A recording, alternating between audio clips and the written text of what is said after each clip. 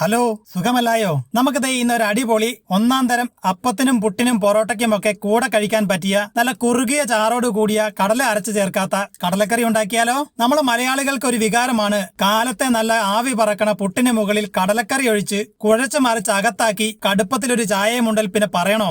സംഗതി ഉഷാറല്ലേ? കേരളത്തിന്റെ ഒരു ക്ലാസിക് ഐറ്റം തന്നെ കടലക്കറി. ചില സമയത്തൊക്കെ കടലക്കറി ഉണ്ടാക്കിയാൽ കടലാക്രമണം പോലെ ഇരിക്കും. ചാറ് നീണ്ട് കടല വെള്ളത്തിൽ കിടക്കും പോലെ, മസാലയും പിടിക്കില്ല. അതിനൊരു പരിഹാരം വായോ. കടലക്കറിക്കായി ഞാനിവിടെ ഒരു ബൗൾ നിറയെ ഏകദേശം 200 ഗ്രാം കറുത്ത കടല എടുത്തിട്ടുണ്ട്. കടല ആദ്യം തന്നെ ഒരു പാത്രത്തിലേക്ക് ചേർത്ത ശേഷം കടല മുഴുവനും മുങ്ങി നിൽക്കാൻ പാകത്തിന് വെള്ളം ഒഴിച്ച് മുക്കിയിട്ട് ഏകദേശം 8 മണിക്കൂറോളം ഒന്ന് കുതിർത്തിയെടുക്കണം. തലേന്ന് വെള്ളത്തിലിട്ട് കുതിർത്ത ശേഷം പിറ്റേന്ന് രാവിലെ ഉണ്ടാക്കുന്നതാണ് ഏറ്റവും നല്ലത്. 8 മണിക്കൂറോളം നല്ലവണ്ണം ഞാൻ കടല കുതിർത്തി വൃത്തിയായി കഴുകിയെടുത്തിട്ടുണ്ട്. ബാക്കി ചേരുവകൾ വഴിയെ പറഞ്ഞു തരാമേ. ആദ്യം തന്നെ കഴുകി വൃത്തിയാക്കിയ കടല ഒരു കുക്കറിലേക്ക് ചേർത്ത ശേഷം കടലയിലേക്ക് 1/4 ടീസ്പൂൺ മഞ്ഞൾപ്പൊടി, 1/4 ടീസ്പൂൺ മുളക് പൊടി, ആവശ്യാനുസരണം ഉപ്പും ചേർത്ത് കൊടുക്കാം. കൂടെ തന്നെ 2 പച്ചമുളക് നീളത്തിൽ അരിഞ്ഞതും ചേർത്ത ശേഷം കടല മുങ്ങി നിൽക്കുവാൻ പാകത്തിന് വെള്ളം ചേർത്ത് നന്നായി ഒന്ന് ഇളക്കി യോജിപ്പിച്ച ശേഷം കുക്കറിന്റെ അടപ്പിട്ട് ഒരു 6 വിസിലോളം കടല നല്ലവണ്ണം ഒന്ന് വേവിച്ചെടുക്കാം. 6 വിസിലിന് ശേഷം കടല കോരി ഒന്ന് ടെസ്റ്റ് ചെയ്യാം വെന്തോ എന്ന്. കടലയെല്ലാം പാകത്തിന് വെന്ത് കിട്ടിയിട്ടുണ്ട്. എന്നാൽ ഒരുപാട് അങ്ങോട്ട് പൊട്ടിപ്പോയിട്ടുമില്ല. കണ്ടല്ലോ. ഇനി ഇവനെ ഒരു സൈഡിലേക്ക് മാറ്റി വെച്ച ശേഷം ഒരു ചെറിയ മസാല തയ്യാറാക്കി എടുക്കണം. നല്ല ചുവടുകട്ടിയുള്ള ഒരു പാൻ ചൂടാക്കിയതിലേക്ക് 2 ടേബിൾ സ്പൂൺ വെളിച്ചെണ്ണ ചേർത്ത് നന്നായി ഒന്ന് കാഞ്ഞു വരുമ്പോഴേക്കും 1 ടീസ്പൂൺ പെരിഞ്ജീരകം ചേർത്ത് നല്ലവണ്ണം മൂപ്പിച്ച് ഒന്ന് പൊട്ടി വരുമ്പോഴേക്കും 8 അല്ലി വെളുത്തുള്ളിയും ഒരു വലിയ കഷ്ണം ഇഞ്ചി നുറുക്കിയതും കൂടെ ചേർത്ത് നന്നായി വഴറ്റി ഇഞ്ചിയുടെയും വെളുത്തുള്ളിയുടെയും പച്ചമണം മാറി വരുന്ന സമയത്ത് 2 വലിയ സവാള പൊടിയായി നുറുക്കിയതും ചേർത്ത ശേഷം മീഡിയം തീയിലിട്ട് സവാള ചെറുതായി ഒന്ന് നിറം മാറി വാടി വരുന്നത് വരെ വഴറ്റിയെടുക്കണം. പിന്നെ ഈ കടലക്കറിക്കൊക്കെ വഴറ്റുമ്പോൾ വെളിച്ചെണ്ണ തന്നെ ഉപയോഗിക്കുന്നതാണ് ആ നാടൻ സ്വാദിന് ഉത്തമം. സവാളയെല്ലാം നന്നായി വഴറ്റി ചെറുതായി ഒന്ന് ബ്രൗൺ നിറത്തിലേക്ക് മാറുന്ന ഈ സമയത്ത് ഒരു ചെറിയ തേങ്ങയുടെ അരമുറി ചിരകിയതും ചേർത്ത് കൊടുക്കാം. ഇനി ഈ തേങ്ങാപ്പീരയും സവാളയും ഇഞ്ചിയും വെളുത്തുള്ളിയും എല്ലാം നന്നായി ബ്രൗൺ നിറമാകുന്നത് വരെയും മീഡിയം തീയിൽ തന്നെ ഒന്നിടവിട്ടിളക്കി ഒട്ടും കരിഞ്ഞു പോകാതെ തന്നെ ഒന്ന് ഫ്രൈ ചെയ്തെടുക്കണം. ഒരു കാരണവശാലും തീ അധികം കൂട്ടിയിടാൻ ശ്രമിക്കരുതേ. തേങ്ങയെല്ലാം കരിഞ്ഞ് നാശമാകും. ഇളം തീയിൽ സമയമെടുത്ത് തന്നെ വേണം നല്ല ബ്രൗൺ നിറത്തിൽ ഫ്രൈ ആക്കിയെടുക്കാൻ. അങ്ങനെ ഇളക്കി തേങ്ങയും സവോളയും മൂപ്പിച്ച് ഒരുവിധം ബ്രൗൺ നിറത്തിലാക്കി എടുത്തിട്ടുണ്ട്. ഇനി ഇവയിലേക്ക് അല്പം പൊടികൾ ചേർത്ത് കൊടുക്കാം.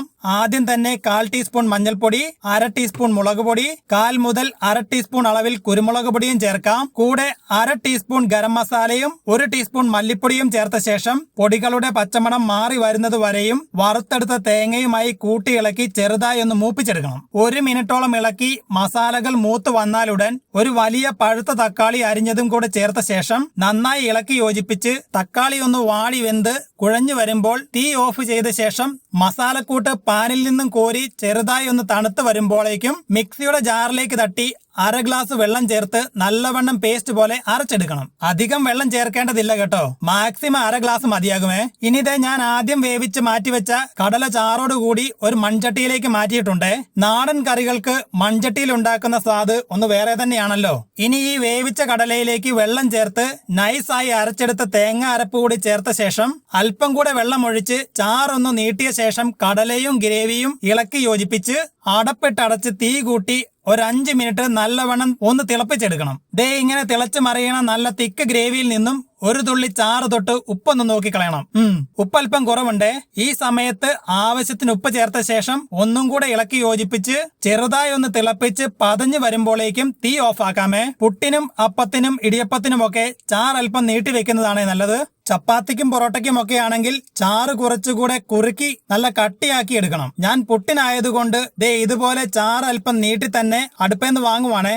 ഇനി ചെറിയൊരു താളിപ്പാകാമല്ലേ? താളിപ്പില്ലാത്ത കറിയുണ്ടോ മലയാളിക്ക്? ഒരു പാൻ ചൂടായി വരുമ്പോഴേക്കും 2 ടേബിൾ സ്പൂൺ വെളിച്ചെണ്ണ ചേർത്ത് നല്ലവണ്ണം കാഞ്ഞു വരുമ്പോൾ 1 ടീസ്പൂൺ കടുക് ചേർത്ത് നല്ലവണ്ണം പൊട്ടിച്ചെടുക്കണം. പൊട്ടിയ കടുകിലേക്ക് വട്ടത്തിലരിഞ്ഞ കൊച്ചുള്ളി ചേർത്ത് മൂപ്പിച്ച് ബ്രൗൺ നിറത്തിലേക്ക് മാറുന്ന സമയത്ത് 3 വറ്റൽമുളക് പൊട്ടിച്ചതും അല്പം തേങ്ങാക്കൊത്ത് നൈസായി അരിഞ്ഞെടുത്തതും ചേർത്ത് വീണ്ടും നല്ലവണ്ണം മൂപ്പിക്കണം. തേങ്ങാക്കൊത്തൊക്കെ ഒന്ന് വാടി ചെറുതായി ഒന്ന് ബ്രൗൺ നിറത്തിലേക്ക് മാറുന്ന സമയത്ത് ആവശ്യത്തിന് കറിവേപ്പിലയും ചേർത്ത് ചേർത്ത് മൂപ്പിച്ച താളിപ്പ് ചെറു ചൂടോടെ തന്നെ നല്ല കട്ടിയുള്ള ഗ്രേവിയോട് കൂടിയ കടലക്കറിക്ക് മുകളിലൊഴിച്ച് നന്നായി ഒന്ന് ഇളക്കി കൂട്ടിയെടുത്താലുണ്ടല്ലോ എന്റെ പൊന്നോ, കടലാക്രമണമല്ല, ഇതാണ് നല്ല സ്വയംഭൻ കുറുകിയ ചാറോട് കൂടിയുള്ള നല്ല ഒന്നാം തരം നാടൻ കടലക്കറി. ഒറ്റ ഇരിപ്പിന് 2 കുറ്റി പുട്ട് അകത്താക്കാൻ ദേ ഇവനൊന്നു മതി. കാലത്തെ പുട്ടും കടലയും കഴിച്ചാൽ കിട്ടുന്ന ഒരു എനർജി ഉണ്ടല്ലോ, ഒരു രക്ഷയില്ലെന്നേ.